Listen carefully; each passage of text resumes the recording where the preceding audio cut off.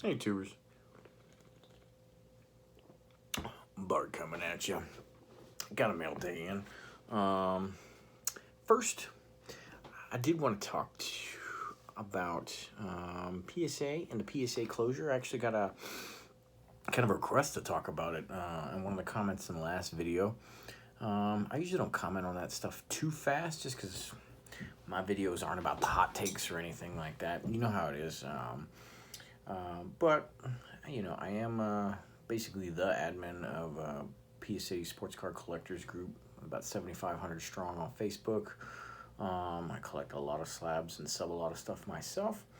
And hell, I even did an interview the other day for Sports Collectors Digest on the topic. But with all that, what I have to say is still not a hot take.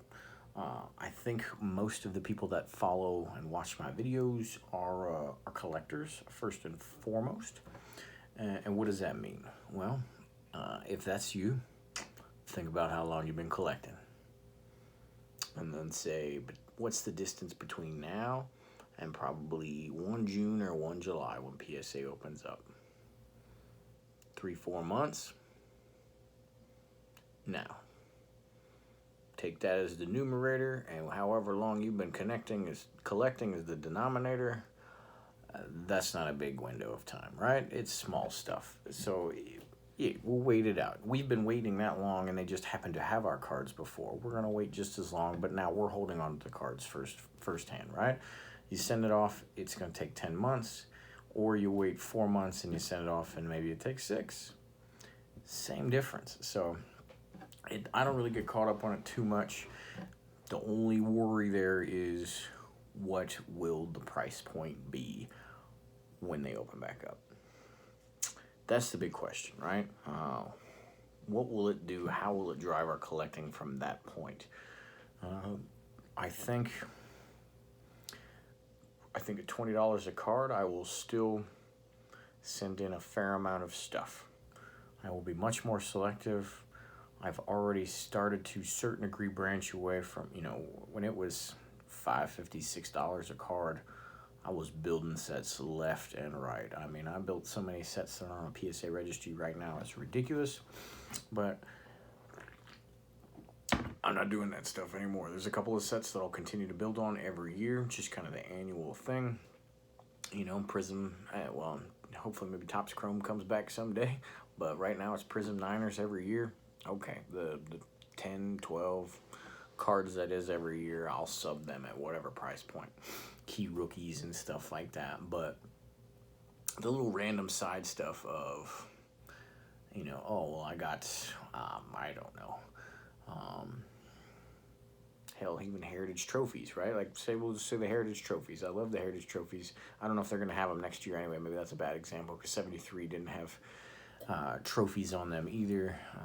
No, they had cups, so maybe the cup will come back on that. I don't know. But anyway, I will sit on those cards for much longer before I sub them. That person's got to be an all-star or something like that for the all-star trophies, all-star cups, where nowadays I'm in sending, well, here's the starters on their team. That's good enough for me. I'll prospect it a little bit at a couple dollars a card, right? I'm not doing that peripheral stuff. I'm just sitting on stuff. I got $300-400 cards and card savers right now sitting behind the phone here. Whenever it happens, it happens. But a ton of them ain't ever gonna make it just based on current price points, let alone ones that go up. So we'll see. But I think we all need to have a little patience.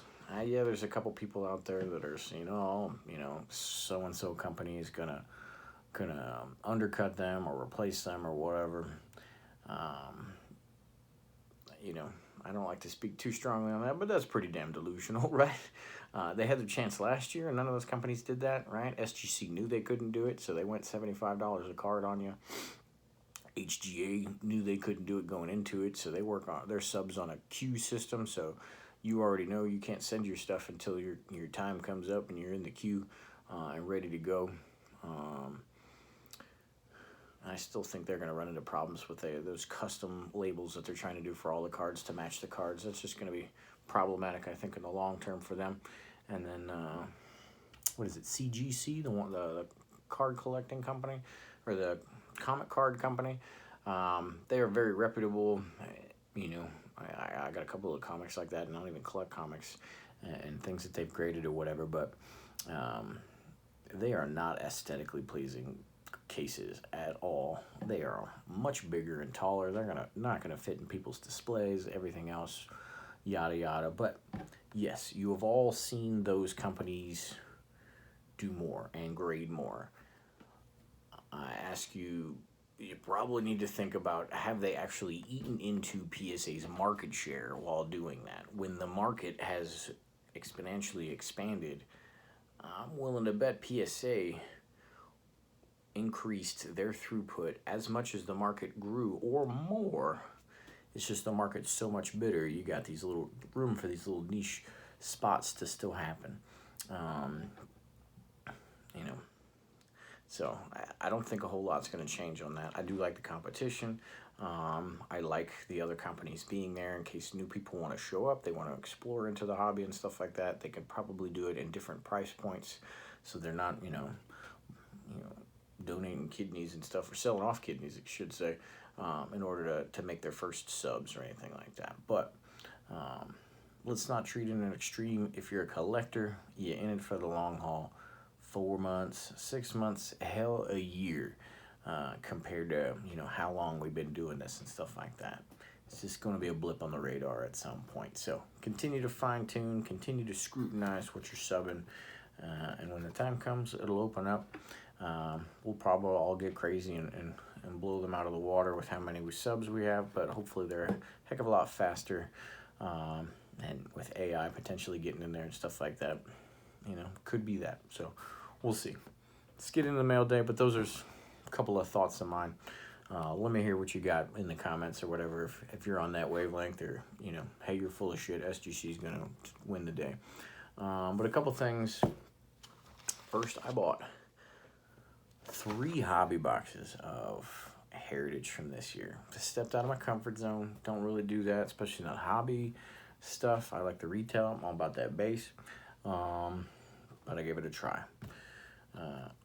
It was fun. I like busting wax at all times. It's always a little worth it, but I don't necessarily recommend it. The odds of you pulling stuff is so small. It's 1 in 106 packs to get an auto, and you can get some dude that's never even gonna break out a single A, double A ball in those autos. 3 hobby boxes is 72 packs, so you'd have to get just a little over 4 boxes for the odds to get there. I did not get an auto. It's a 1 auto or relic per box. First box popped up. I pulled a Pete Alonso with a pinstripe. I was like, oh, that's kind of cool. It's not no auto, but I'll dig it. Looked up on the eBay. Everybody and their little brother got one of those and is selling them for like $5. I was like, that sucks. Box 2. Did I get an auto? Did I get a relic? What was it? Pete Alonso relic card. No pinstripe on that one. You gotta be kidding me. So I took a pause X for a day or so, and then finally came back and got another relic. Same old thing. This one's a Aristides Aquino. So not what you want. Not necessarily hits, but I grabbed a fair others. I did okay with some of the other stuff. And when we open back up for grading, when I get some of these to sub, the value that I'll get on return, maybe some I'll sell, but a lot of my keep as well. I'll probably get a return, or at least break even. But did get a PC hit, so to speak. The Reds are out of 372. And I got, right now this is a Christian Pache rookie card, but Nationals Luis Garcia. I think, I'd have loved for him to be brought up, but the second baseman, which is what he will probably play, is actually playing pretty well, Josh Harrison, for the Nats. So we'll see if he makes it up. But still kind of a cool hit, and on eBay that's going for like 40, so kind of dig that. Hit a Pujols refractor out of 572 off center, so it'll never get a sub, but pretty cool card. Centering was definitely an issue in a lot of cards. Got one other red, and mind you, this is out of 3 hobby boxes. So got the Jackie Bradley Jr. again out of 372. Got one black. No idea what the print runs are, but these are not numbered. I don't even know if that guy's it doesn't look like he's a solid contributor. Well, it looks like he was injured or something. So sort of a starter for the Twins there. Here's a Yelly. Oh, actually, that's a Yelich variation there. I didn't even look that one up to see what it was going for. Get another one of those. I don't know, sure this would be a buck. This one, it was going for 60. I think it's down to 40 or something like that. But that is a rookie variation of a Pirates dude. Not playing right now. I think he's injured or something like that. And then I'll flash through these real fast because this video is going long. But I did hit some neat ones there. Those are Shohei, Bryce, and I've put them in the card savers. They're either 10s or they're a really good player that a 9 would be okay. So that was a Christian Pachier. Got a Soto. That one was definitely not a 10, but it's still a Soto. There's a Tatis. Here's an Acuna. That one's off center, but again, an Acuna might be a chance that it could still be worthwhile. That was the regular Yelich. Harper. That one's just, who's that? Oh, that's Luis Garcia I was talking about before. Got a couple of Trouts. Adele. Harper. There's another Acuna.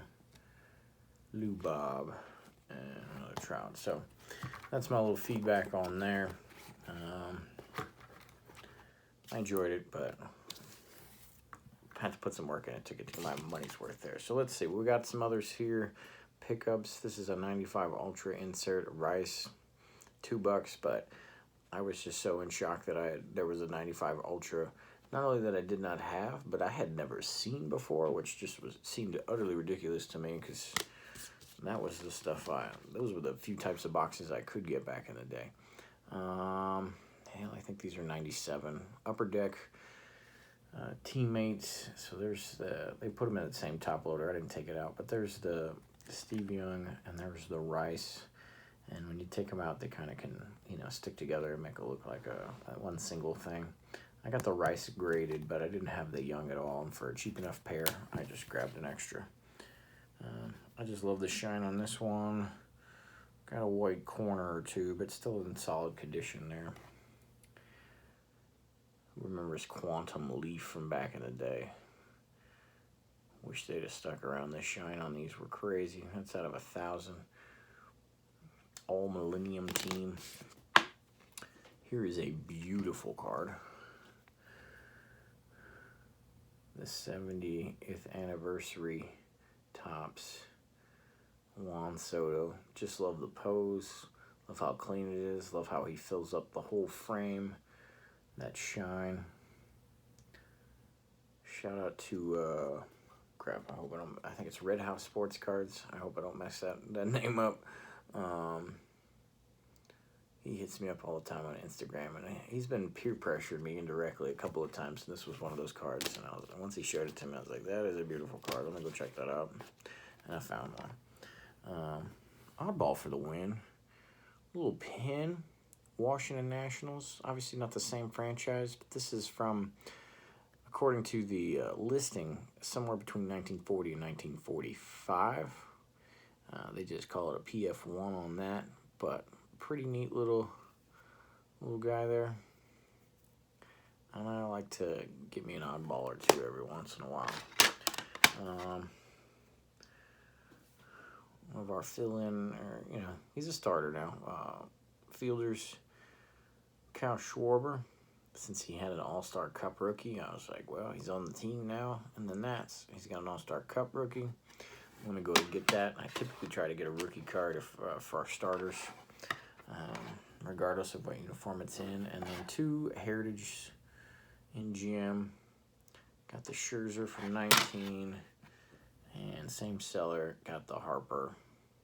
Thought those were good looking cards. Oh, almost forgot this one because it's sitting in here all inconspicuous. Like, I gotta find a magnetic for this, but I thought this was cool. Not necessarily cheap, but it was a big discount from what they had it listed as.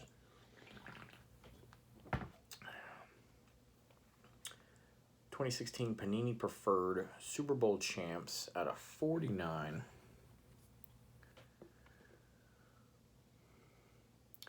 And when it's got 3 Niners in it, Ray was my boy too. I'm digging it. So 4 out of the 8 there got some color on them, which is nice to see. Decently balanced there. And a good spread of just all-time players. You'll love to see it. So I'm going to have to find me a big-ass magnetic. And man, the prices of magnetics have gone ballistic lately. I just bought some on yesterday in boxes for $4 a pop, and that was stupid cheap compared to everybody else's listings. I had to reread a bunch of the listings that I saw. I was like, this has got to be a typo. There's no way they're thinking they're getting this for this. But I think in those, because some of them, a lot of them were like, oh, it ships from Japan, ships from Australia. I think that's what those things are going for in those countries, which is just crazy to me. So that's what I got for you. I don't want to ramble. That was a long one, but hopefully enjoyed. Happy Monday. Let's get after the week later.